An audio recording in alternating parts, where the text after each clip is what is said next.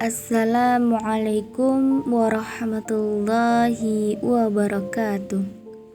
Bismillahirrahmanirrahim. Alhamdulillahilladzi nahmaduhu wa nasta'inuhu wa nastaghfiruhu wa na'udzu billahi min shururi anfusina wa min sayyiati a'malina. Wassalatu wassalamu ala sayyidina Muhammad wa ala alihi wa sahbihi ajma'in, amma ba'd. Alhamdulillah, sahabatku, mari kita bersyukur kepada Allah Subhanahu wa taala segala nikmat yang diberikan kepada kita, baik berupa rezeki maupun berupa kesehatan. Senang sekali rasanya saya bisa berbagi kepada sahabat semua. Tentunya harapan dan doa saya, semoga kita semua senantiasa diberikan kesehatan, keberkahan umur, serta dilapangkan segala rezekinya oleh Allah Subhanahu wa taala. Amin amin ya rabbal alamin. Para sahabatku yang dimuliakan oleh Allah, apakah boleh berdoa mengenai calon pendamping hidup dengan menyebut nama orangnya? Jawabannya bagaimana? Boleh. Tidak ada larangan, ya. Tidak ada larangan jika Anda memohon kepada Allah kemudian meminta. Silakan. Apa kata Allah?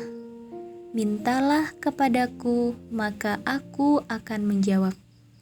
Tapi siapa yang dimintakan itu? Lihat syarat-syarat yang bisa dinikahi.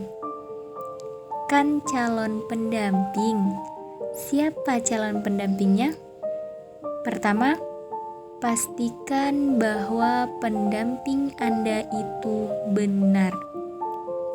Quran surat ke-49 ayat 13, Allah berfirman, "Wahai manusia, sungguh kami telah menciptakan kamu dari seorang laki-laki dan seorang perempuan.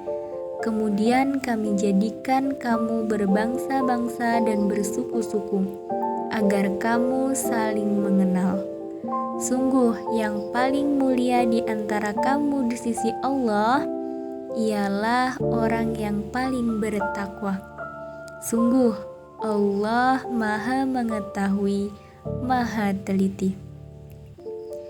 Jadi, ya, kata Allah, kami jadikan kalian mungkin beda tempat, ya, beda tempat tinggal, beda suku, beda RT, RW, kecamatan, bahkan negara, supaya saling mengenal, ya, agar mengenal dan mengetahui, ta'aruf, lalu ke jenjang pernikahan.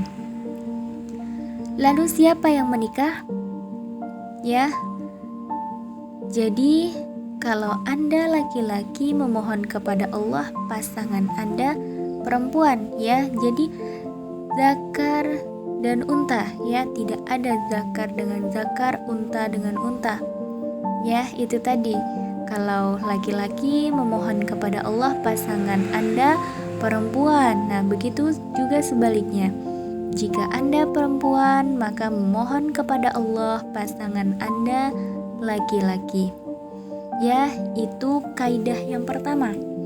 Ingat, manusia itu cuma dua. Kalau bukan laki-laki, ya perempuan. Bagaimana kalau perempuan pengen jadi laki-laki dan laki-laki pengen jadi perempuan? Itu artinya dia sedang keluar dari fitrah kemanusiaannya. Paham? Setiap manusia diciptakan berpasangan.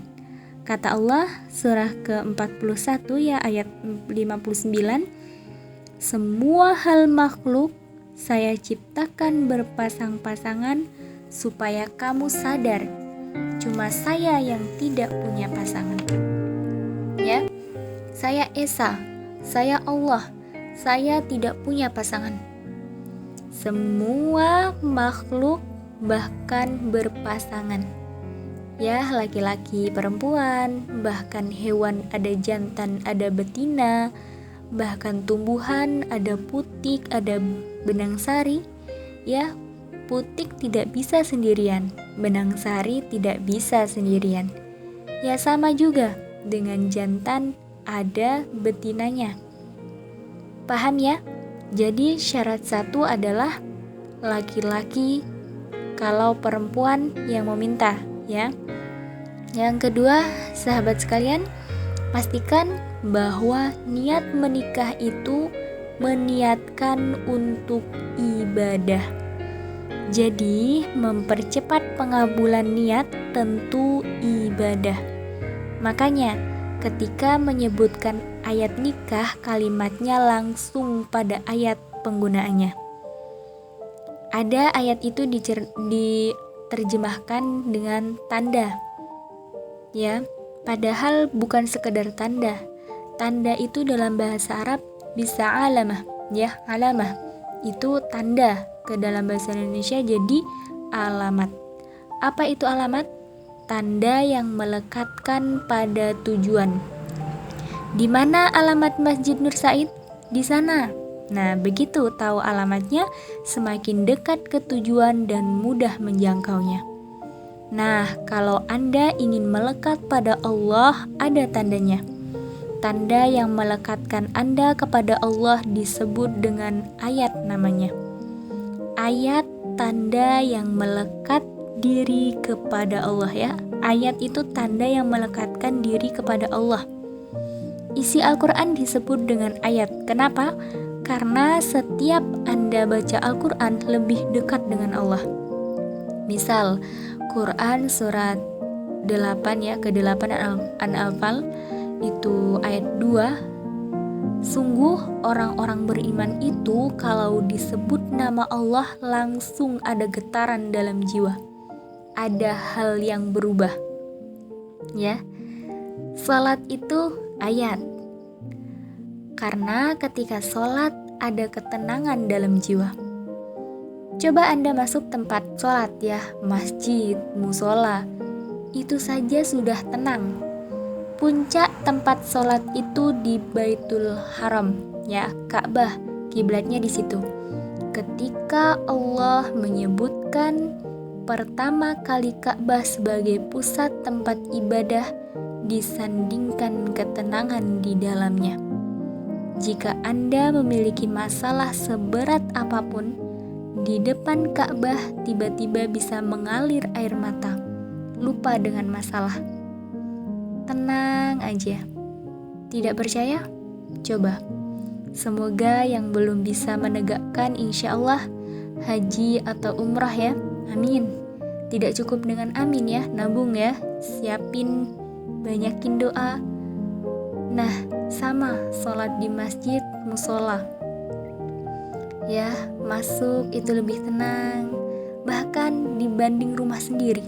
Masuk rumah biasa-biasa. Masuk masjid baru masuk rumah Allah. Tenang, ya. Nikah sama. Nikah itu awal ayatnya disebutkan. Kata Allah, kami jadikan berpasangan untuk menikah. Jadi niat nikah yang pertama bukan memadu kasih, meluluhkan rasa rindu, menyatukan dua insan yang ingin sekali bersatu. Bukan cuma itu. Niat sesungguhnya itu ibadah. Jadi, kalau Anda ingin dipercepat pengabulannya oleh Allah, niatkan untuk ibadah. Ya Allah, pasangkan aku dengan dia ya Allah, supaya aku bisa menghafal Quran seperti dia yang sudah hafal Al-Quran. Ya Allah, jika Engkau memang berkehendak dengan penyatuan ini, jadikan kami ya Allah pasangan yang senantiasa menunaikan sholat kepadamu, menjaga dalam kebaikan, menjauhi maksiat.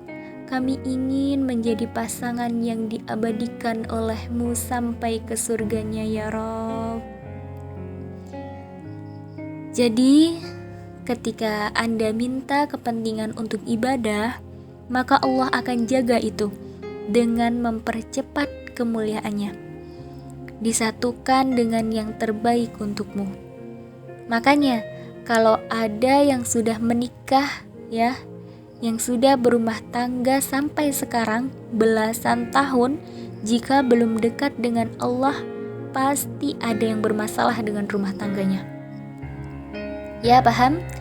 Sampai di sini paham? Maka sekarang ini saya lihat banyak perubahan-perubahan yang mau menikah maharnya pakai bacaan Quran. Aku mau menikah tapi hafalkan dulu surah Ar-Rahman ya. Masya Allah. Sekarang sudah ada hal-hal yang baik ya sekarang ini. Tayyib, itu ya diminta niatkan untuk ibadah. Nanti kalau Anda begitu, insya Allah mudah dipermudah, bahkan bacaan Qur'annya sederhana. Kalau kamu merasa kurang bekal, aku jadikan kaya, kata Allah, setelah berumah tangga. Aku jadikan kaya, aku berikan kaya dari keutamaannya. Ini syarat tadi ya, cari pasangan yang benar. Kedua, niatkan untuk ibadah. Kemudian nanti ada turunannya dalam hadis Nabi. Jadikan 4 kualifikasi ya, perempuan dinikahi atau mencari perempuan atau laki-laki karena 4 hal. Hati-hati, motifnya kadang 5 karena urusan hartanya, karena pasangannya, karena nasab, urutan latar belakangnya. Tapi lidiniha ya, itu paling utama karena ketakwaan dan agamanya. Kalau ada yang bagus agamanya, maka utamakan. Maka Anda akan beruntung dalam kehidupan. Sekali lagi ya, sahabatku, boleh menyebutkan nama jika memang syarat-syarat itu sudah Anda siapkan, Anda memenuhinya. Silakan berikhtiar kepada Allah, dan dengan catatan dia bukan istri atau suami orang lain ya. Baik sahabatku, semoga bermanfaat untuk sahabat sekalian, dan tetap dukung channel ini dengan like, subscribe, dan sebarkan video ini. Semoga bermanfaat untuk banyak orang. Barakallahu minkum. Wassalamualaikum warahmatullahi wabarakatuh.